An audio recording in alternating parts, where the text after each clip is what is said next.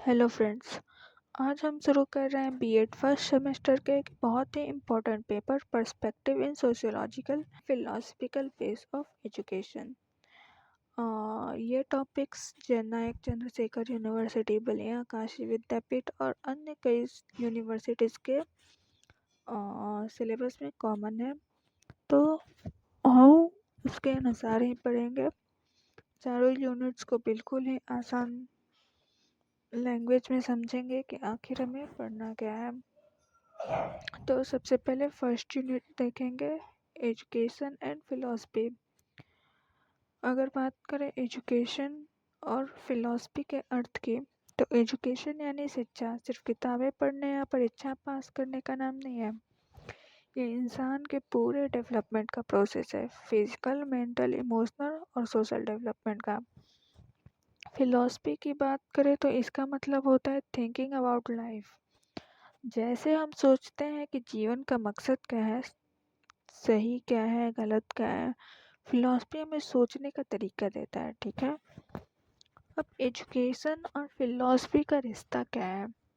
Philosophy education को direction देती है, मतलब ये तय करती है कि हमें क्या सीखना है, कैसे सीखना है और क्यों सीखना है। एजुकेशन फिलॉसफी का प्रैक्टिकल रूप होता है, मतलब जो बातें हम सोचते हैं उन्हें एजुकेशन के जरिए ग्राउंड लेवल पर लाते हैं। हम बात करें एजुकेशन के डिफरेंट फॉर्म की, तो मेनली ये तीन होता है: फॉर्मल एजुकेशन, इनफॉर्मल एजुकेशन और non formal education. Formal education मतलब जो हम स्कूल, कॉलेज या किसी इंस्टीट्यूशन में स्ट्रक्चर्ड वे में सीखते हैं। इनफॉर्मल एजुकेशन वो होता है जो हम घर पर, समाज से, दोस्तों से सीखते हैं। और नॉन फॉर्मल एजुकेशन स्ट्रक्चर्ड होती है लेकिन फ्लेक्सिबल होती है, जैसे अडल्ट एजुकेशन प्रोग्राम या फिर ऑनलाइन लर्निंग कोर्सेज। अब आते हैं फिलॉसफी की तीन मेन ब्रांचेज पर। पहला है मेटाफिजिक्स, ये रियलिटी और एग्जिस्टेंस से जुड़ी होती है। एजुकेशन में इसका मतलब इंसान, समाज और यूनिवर्स के बारे में सोचने की क्षमता विकसित करना होता है। दूसरा है एपिस्टेमोलॉजी, ये नॉलेज की स्टडी होती है। इसका मतलब होता है हम क्या जानते हैं, कैसे जानते हैं और हमें नॉलेज कैसे मिलती है। थर्ड है एक्सियोलॉजी, ये वैल्यू और एथिक्स से जुड़ी होती है। एजुकेशन में इसका इम्प्लीकेशन यह है कि बच्चों को मोरल वैल्यू, गुड बिहेवियर और रिस्पेक्ट सिखाना ज़रूरी होता है। अब आते हैं इंडियन फिलॉसफी की तरफ। उपनिषद औपनिषदिक फिलॉसफी में शिक्षा को आत्मा के विकास का माध्यम माना गया है। इसमें सेल्फ रियलाइजेशन, डिसिप्लिन और गुरु शिष्य परंपरा को महत्व दिया गया है। यह हमें सिखाता है कि शिक्षा सिर्फ इंफॉर्मेशन नहीं बल्कि ट्रांसफॉर्मेशन होनी चाहिए। बुद्धिस्ट फिलॉसफी की बात करें तो ये इक्वलिटी, कंपैशन और सेल्फ डिसिप्लिन पर आधारित है।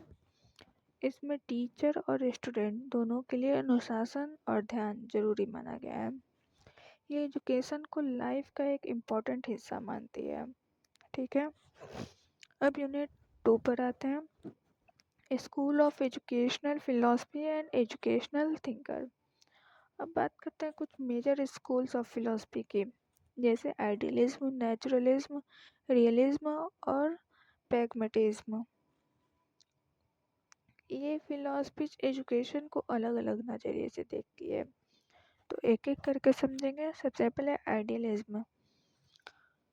हाँ, तो आइडियलिज्म कहता है कि आइडिया और वैल्यू सबसे इम्पोर्टेंट है। इसका मेन एम होता है कैरेक्टर बिल्डिंग और मोरल वैल्यू को डेवलप करना। इसमें करिकुलम में लिटरेचर, फिलॉसफी और मोरल एजुकेशन पर जोर दिया जाता है। टीचिंग मेथड में लेक्चर और डिस्कशन होता है और टीचर को एक रोल मॉडल माना जाता है। नेचुरलिज्म की बात करें तो यह फिलॉसफी कहती है कि नेचर सबसे बड़ा टीचर है, बच्चों को उसकी नेचर के अनुसार ग्रो करना चाहिए। इसमें करिकुलम चाइल्ड सेंटर्ड होता है और एक्सपीरियंस बेस्ड लर्निंग पर जोर दिया जाता है। टीचिंग मेथड में ऑब्जर्वेशन और लर्निंग बाय डूइंग शामिल होता है। टीचर का रोल सिर्फ गाइड का होता है। थर्ड है रियलिज्म। रियलिज्म में फैक्ट और रियलिटी को इम्पोर्टेंस दी जाती है। एजुकेशन का एम है साइंटिफिक नॉलेज और रियल वर्ल्ड अंडरस्टैंडिंग देना। करिकुलम में साइंस, मैथ, सोशल साइंस जैसे सब्जेक्ट होते हैं। टीचिंग मेथड लॉजिकल और सिस्टमेटिक होता है। प्रैग्मेटिज्म की बात करें तो यह फिलॉसफी कहती है कि जो काम करता है वही सही है। लर्निंग बाय डूइंग इसका मेन अप्रोच है। एम ऑफ एजुकेशन है प्रॉब्लम सॉल्विंग, क्रिएटिविटी और एडजस्टमेंट सीखना। करिकुलम फ्लेक्सिबल होता है और टीचिंग मेथड एक्सपेरिमेंट और प्रोजेक्ट पर आधारित होता है। टीचर और स्टूडेंट दोनों मिलकर सीखते हैं। अब बात करते हैं कुछ इम्पोर्टेंट फिलोसफर्स की, इंडियन और वेस्टर्न दोनों की देखेंगे। इंडियन थिंकर्स में शंकराचार्य, उन्होंने नॉलेज को और सेल्फ रियलाइजेशन पर जोर दिया है। महात्मा गांधी ने नई तालीम का प्रपोजल दिया। पंडित दीनदयाल उपाध्याय ने इंटीग्रल ह्यूमनिज्म की बात की, जो एजुकेशन को होलिस्टिक बनाता है। Swami Vivekananda man making education और स्पिरिचुअल डेवलपमेंट पर जोर दिया है। वेस्टर्न थिंकर में रसेल जो है वो लॉजिक और साइंटिफिक थिंकिंग के सपोर्टर थे। और एनी बेसेंट, उन्होंने वैल्यू एजुकेशन और स्पिरिचुअल डेवलपमेंट को प्रमोट किया है। अब इसकी एजुकेशनल सोच से हम आज भी एक अच्छा एजुकेशन सिस्टम डिज़ाइन कर सकते हैं। ठीक है, अब आता है यूनिट 3 की तरफ, education and contemporary Indian society. सबसे पहले एजुकेशन और सोशल चेंज का फैक्टर माना जाता है। एजुकेशन को सोशल फैक्ट सबसे पहले एजुकेशन को सोशल चेंज का फैक्टर माना जाता है। एजुकेशन से सोच बदलती है, बिहेवियर बदलता है और सोसाइटी में नए आइडियाज आते हैं। अब देखते हैं सोशल चेंज में किन किन एजेंसीज की भूमिका होती है। सबसे पहले फैमिली। सबसे पहले बच्चे की शिक्षा फैमिली से शुरू होती है। स्कूल सेकंड है, ये स्ट्रक्चर्ड एजुकेशन देता है और डिसिप्लिन लाइफ सिखाता है। कम्युनिटी थर्ड में आएगा। समाज बच्चों को व्यवहारिक ज्ञान और सामाजिक जिम्मेदारी सिखाता है। सोशल मोबिलिटी यानी समाज में स्टेटस का ऊपर नीचे होना, इसमें भी एजुकेशन बड़ा रोल प्ले करता है।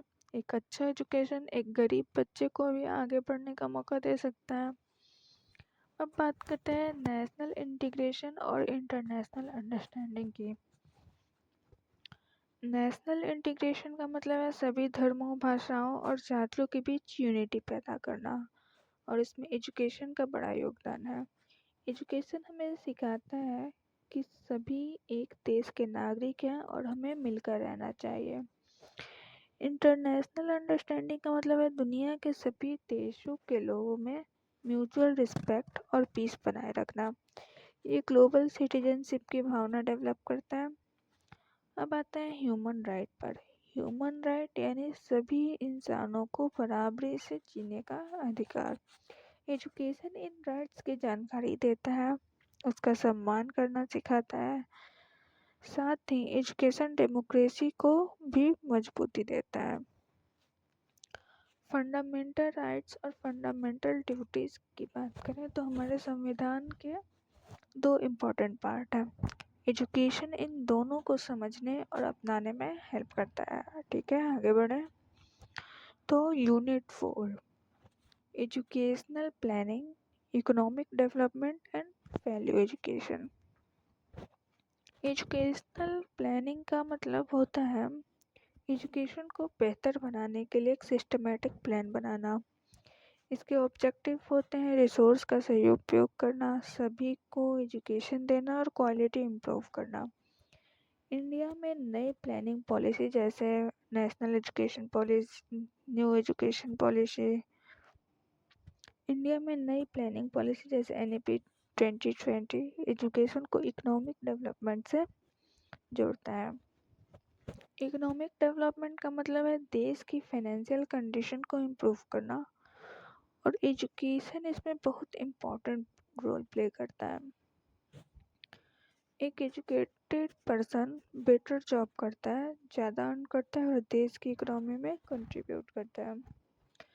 एजुकेशन को ह्यूमन इन्वेस्टमेंट भी माना जाता है, मतलब किसी इंसान में एजुकेशन के जरिए तो जो डेवलपमेंट होता है वही आगे चलकर सोसाइटी और इकोनॉमी को बेनिफिट देता है। अब बात करते हैं कल्चर और एजुकेशन की। कल्चर का मतलब है बिलीफ, वैल्यू और वे ऑफ लाइफ, और सिविलाइजेशन उसका एक्सटर्नल फॉर्म होता है। एजुकेशन इन दोनों को प्रिजर्व करता है, रिस्टोर करता है और बच्चों को सिखाता है कि अपने कल्चर को कैसे रिस्पेक्ट करें। वैल्यूज़ यानी नैतिक मूल्य जैसे ऑनेस्टी, काइंडनेस, रिस्पेक्ट, इन्हें एजुकेशन के जरिए डेवलप किया जाता है। टीचर की रोल यहाँ सबसे इम्पोर्टेंट होती है। टीचर बच्चों में इंडियन वैल्यूज़ को डेवलप करता है जैसे ट्रूथ, नॉन वायलेंस और रिस्पेक्ट फॉर एल्डर्स। अब approaches to value of education पे आए तो जी कृष्णमूर्ति का कहना था कि वैल्यू एजुकेशन रिजिड नहीं होनी चाहिए, स्टूडेंट को फ्रीडम और अवेयरनेस के जरिए सीखने देना चाहिए। श्री अरबिंदो, उन्होंने फिजिकल, इमोशनल, मेंटल और स्पिरिचुअल डेवलपमेंट को ज़रूरी माना। Sathya Sai Baba 5 human value truth, right conduct, peace, love और नॉन वायलेंस पर जोर देते हैं। तो फ्रेंड्स, ये था हमारा पूरा सिलेबस 4 यूनिट्स में। अगर आपने ध्यान से सुना तो पूरा कॉन्सेप्ट एकदम क्लियर हो गया होगा। फिर भी अगर कोई डाउट है तो आप हमें कमेंट कर सकते हैं। Thank you so much for watching and listening. मिलते हैं नेक्स्ट